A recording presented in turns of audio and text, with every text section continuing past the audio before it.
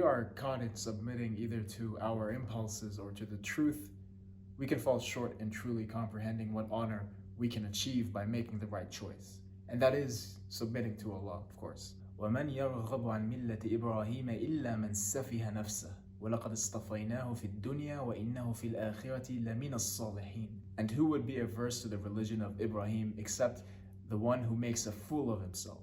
And we had chosen him in this world, and indeed he in the afterlife will be amongst the righteous. Allah highlights here that Ibrahim a.s. was able to create a legacy for billions after him, along with the fact that he was specially chosen in this world.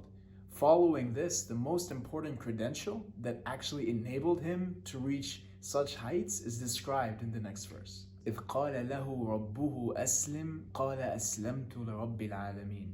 When his Lord said to him, submit, he said, I have submitted to the Lord of the worlds. So what does that have to do with anything? That whenever his Lord said to him, whenever Allah said to him, submit, Ibrahim a.s. always said, I have submitted to the Lord of the worlds. Whenever.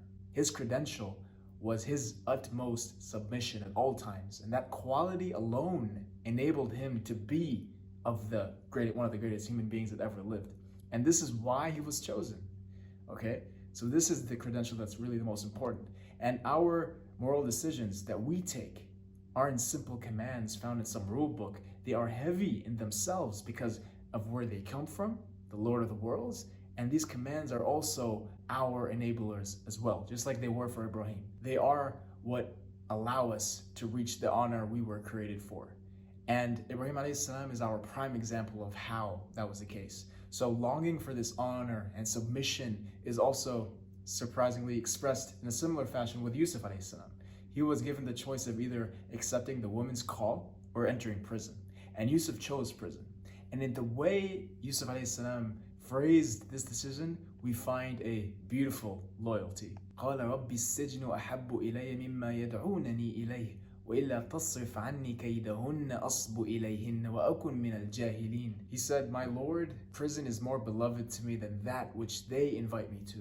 And if you do not avert me from their plan, I might incline towards them and thus be of the ignorant. Rabbi, this prison is more beloved to me. So it's clear that it wasn't the love of prison that is meant here. It was Yusuf's love for being in the presence of God, to be within the bounds of the pleasure of Allah, to be in a state of submission. This was more beloved to Yusuf than to have his own pleasures met. To be in pain, discomfort, and isolation from society for the sake of protecting your bond with Allah is the path of the greatest before us. This was their way. This was more beloved.